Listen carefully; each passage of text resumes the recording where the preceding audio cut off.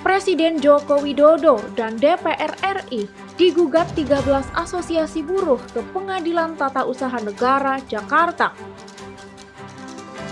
Pembunuh berantai, Wawon Erawan tega bunuh anak karena rewel. Dikendarai anak SMA, mobil dinas DPRD Jambi tabrakan. Assalamualaikum warahmatullahi wabarakatuh. Saya Muhammad Ridho Fikardo mengucapkan selamat menyaksikan forum hari ini. Silahkan follow, like, subscribe, and comment.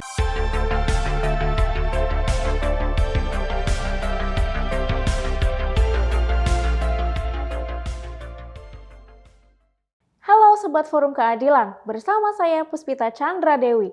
Inilah forum hari ini.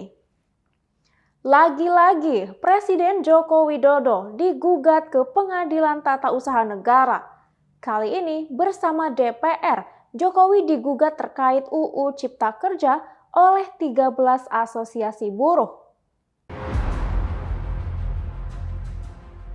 Presiden Joko Widodo dan Dewan Perwakilan Rakyat Republik Indonesia digugat ke Pengadilan Tata Usaha Negara (PT UN) Jakarta.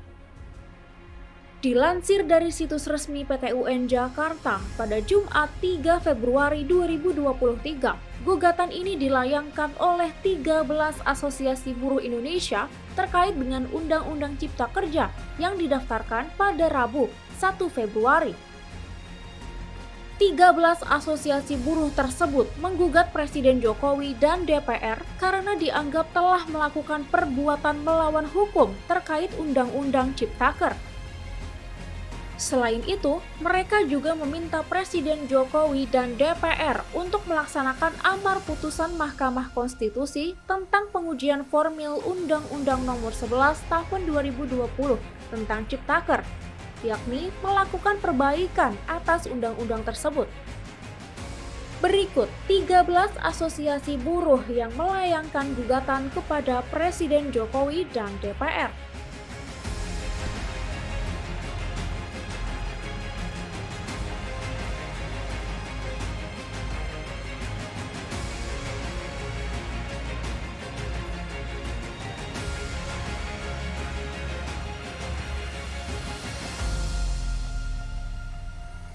Tega, Wawon Erawan ungkap alasan menghabisi nyawa sang anak, Bayu.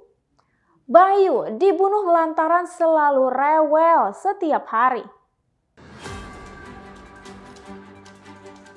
Wawon Erawan alias Aki mengungkap alasan dirinya menghabisi nyawa sang anak, Bayu yang berusia 2 tahun.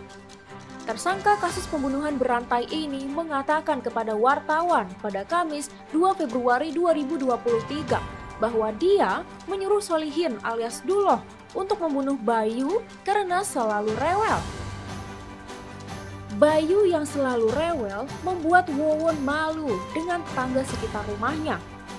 Kematian Bayu tidak diketahui oleh sang istri, Ai Maimunah, karena Wawon mengatakan dia membawa Bayu ke rumah neneknya di Mataram, Nusa Tenggara Barat.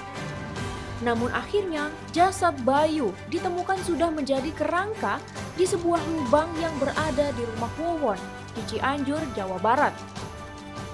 Sang istri Ai Maimunah juga menjadi korban kekejaman Wawon CS yang meninggal dunia karena diracun di Bantar Gebang, Bekasi. Kebakaran kembali terjadi di Jakarta. Kali ini, si jago merah melahap sebuah toko bangunan di Jakarta Selatan. Si jago merah kembali melahap sebuah toko bangunan di Jalan Wijaya Kusuma II, Pondok Labu, Cilandak, Jakarta Selatan. Peristiwa kebakaran ini terjadi pada Jumat 3 Februari 2023 pagi. Pemadaman awal dilakukan pukul 9.11 waktu Indonesia Barat dengan total 15 unit mobil pemadam kebakaran dan 60 personel dikerahkan untuk memadamkan api. Kebakaran diduga berasal dari korsleting listrik. Titik api pertama kali muncul di salah satu kamar karyawan toko tersebut. Penghuni toko bangunan sudah berusaha memadamkan api menggunakan air, namun api malah semakin membesar. Warga sekitar kemudian langsung melapor kepada petugas pemadam kebakaran. Api berhasil dipadamkan pada pukul 9.25 waktu Indonesia Barat. Tidak ada korban jiwa dalam kebakaran ini, namun kerugian ditaksir mencapai 50 juta rupiah.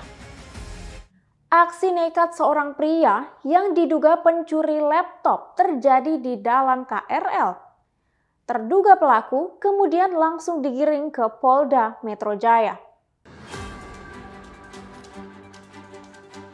Sebuah video memperlihatkan seorang pria digiring petugas keamanan dan dibawa menuruni tangga di stasiun Manggarai. Pria tersebut diketahui adalah terduga pelaku pencurian laptop yang terjadi pada Jumat 3 Februari 2023 pukul 9.15 waktu Indonesia Barat. Manajer Humas Kereta Komuter Indonesia atau KCI, Leza Arlan, membenarkan adanya peristiwa tersebut. Pria itu melancarkan aksinya di dalam KA 4133 jurusan Bogor, Jakarta. Saat itu, korban menyadari bahwa tasnya terbuka dan meminta bantuan petugas keamanan. Kemudian, petugas keamanan dengan sigap langsung mencari terduga pelaku dan mengamankannya. Terduga pelaku kemudian dibawa ke pos keamanan stasiun Manggarai untuk dimintai keterangannya. Setelah itu, dia diserahkan ke Polda Metro Jaya. Leza Arlan mengimbau kepada para penumpang untuk tetap waspada saat menggunakan kereta komuter lain. Leza menambahkan, para penumpang dapat menghubungi call center PT KAI jika mengalami tindak kriminal di stasiun. Terbongkar aplikasi streaming pornografi jaringan internasional bernama Bling Bling. 6 orang diamankan bersama barang bukti, salah satunya 37 rekening bernilai miliaran rupiah. Direktorat Tindak Pidana Umum Barreskrim Polri membongkar aplikasi live streaming pornografi jaringan internasional bernama Bling Bling. Dittipidum Barreskrim Polri, Juhandani Raharjopuro, dalam press conference pada Jumat 3 Februari 2023 mengungkapkan para streamer porno yang menggunakan aplikasi itu dapat meraup uang sebesar 1,5 juta rupiah per hari. Sama halnya dengan aplikasi live streaming lainnya, uang diperoleh dari gift yang diberikan penonton. Gift tersebut dapat diuangkan dengan nilai yang bervariasi, yakni berkisar dari Rp30.000 hingga jutaan rupiah. Ada 6 pelaku yang diamankan dalam kasus ini bersama barang bukti berupa pakaian tidur, celana, alat bantu seks, dan lain-lain. Mereka adalah IPS berusia 20 tahun, AAT berusia 25 tahun, RYS berusia 30 tahun, JBPH alias KA berusia 29 tahun, RD dan MS alias R berusia 22 tahun. Selain itu, ada total 37 rekening yang dibekukan dengan nilai mencapai miliaran rupiah. Terbongkarnya aplikasi live streaming pornografi jaringan internasional ini berawal dari penyelidikan atas tindakan asusila yang dilakukan beberapa anak di bawah umur di Brebes, Jawa Tengah. Para pelaku dijerat pasal berlapis dengan ancaman hukuman paling lama 20 tahun penjara. Kecelakaan lalu lintas kembali terjadi di kota Jambi.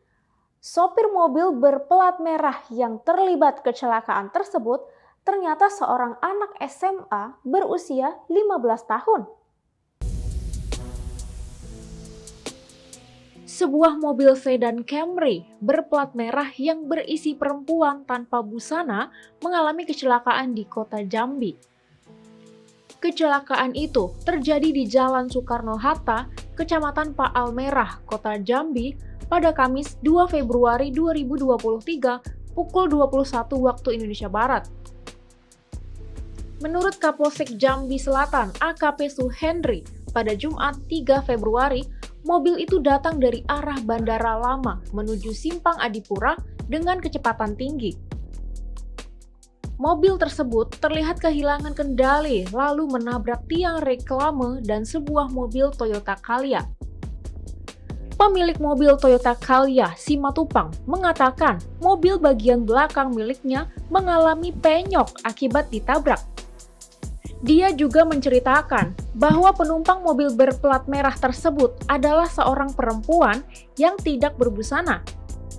Kapolresta Jambi, Kombes Pol Eko Wahyudi mengungkapkan, pengemudi dan penumpang mobil sedan plat merah itu adalah pelajar SMA yang berusia 15 tahun dan belum memiliki surat izin mengemudi. Setelah itu, mereka menjalani perawatan di Rumah Sakit Siloam yang berada di depan tempat kejadian perkara. Mobil yang dikendarai pelajar SMA tersebut ternyata milik orang tua pengemudi yang merupakan pejabat sekretariat DPRD Provinsi Jambi. Kendaraan tersebut kemudian diamankan ke unit Gakum Satlantas Polresta Jambi. 3 set gamelan antik di Yogyakarta dicuri 2 orang pria. Gamelan-gamelan itu kemudian dijual dengan harga 6 juta rupiah. Padahal di tahun 1995, gamelan-gamelan tersebut ditawar seharga 1,2 miliar rupiah.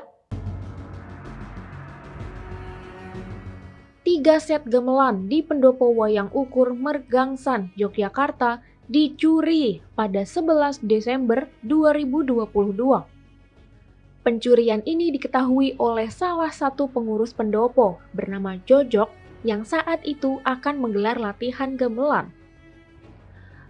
Kapolsek Mergangsan, Kompol Sigit Arianto Adi, pada Kamis 2 Februari 2023 mengatakan pelapor mendapati 1 set gamelan Peking, Pangkon, Wilahan, Saron Pelok, dan Dawung sudah tidak pada tempatnya. Beberapa bulan setelah dilaporkan, pihak Sigit Arianto menemukan sebuah unggahan yang menjual gamelan di Instagram pada 15 Januari 2023 lalu. Pihak kepolisian bersama sejumlah saksi langsung mendatangi lokasi penjualan pada 16 Januari. Dari lokasi pertama, mereka diarahkan untuk ke sebuah galeri di Sewon, Bantul, Yogyakarta, karena di sana terdapat 2 set gamelan yang serupa. Di sanalah mereka menemukan 2 set gamelan lain yang hilang tersebut. Menurut informasi dari pemilik galeri, set gamelan tersebut didapatkan dari 2 pria yang menjualnya kepada mereka. 2 pria tersebut berinisial AJ alias Goeng berusia 46 tahun dan NR alias Kadir berusia 43 tahun. Polisi langsung menangkap NR dan AJ yang kemudian ditahan di Polsek Mergangsan. Keduanya mengaku mencuri gamelan antik tersebut karena alasan ekonomi. Mereka menjual 1 unit gamelan seharga 6 juta rupiah, padahal harga 1 set gamelan yang mereka curi pernah ditawar seharga 1,2 miliar rupiah pada tahun 1995. AJ dan NR resmi menjadi tersangka dan dijerat pasal 363 KUHP dengan ancaman maksimal 7 tahun penjara. Taman Marga Satwa Ragunan punya anggota baru, seekor anak gajah dan jerapah. PJ Gubernur DKI Jakarta, Heru Budi Hartono, memberi nama anak gajah dan jerapah tersebut. Siapa nama mereka? Taman Marga Satwa Ragunan, Jakarta Selatan, mempunyai 2 penghuni baru, yakni seekor anak gajah dan jerapah. Mereka lahir di hari yang sama, pada 5 September 2022. Penjabat Gubernur DKI Jakarta, Heru Budi Hartono, mendatangi TM Ragunan pada Jumat 3 Februari 2023 dan memberi nama anak gajah dan jerapah tersebut. Heru memberi nama si anak gajah dengan Unggul dan si anak jerapah dengan nama Tazu. Heru memberi nama Unggul dan Tazu bukan tanpa alasan. Menurutnya, nama Unggul diberikan karena dia ingin si anak gajah itu menjadi lebih unggul dari kedua orang tuanya, Arli dan Putri. Kemudian, Tazu menjadi nama anak jerapah itu karena diambil dari nama tempat asal ayah dan ibunya, Dirga dan Ayuri, yakni Taronga Zoo, Australia. TM TM Ragunan memiliki 14 ekor gajah Sumatera yang terdiri dari 5 ekor gajah jantan dan 9 ekor gajah betina. Sedangkan jumlah jerapah di TM Ragunan lebih sedikit, yakni 4 ekor yang terdiri dari sepasang jerapah dewasa, Dirga dan Ayuri, serta sepasang anak jerapah, yakni Tazu dan kakaknya Julang. Demikian forum hari ini. Saya Puspita Chandra Dewi. Sampai jumpa.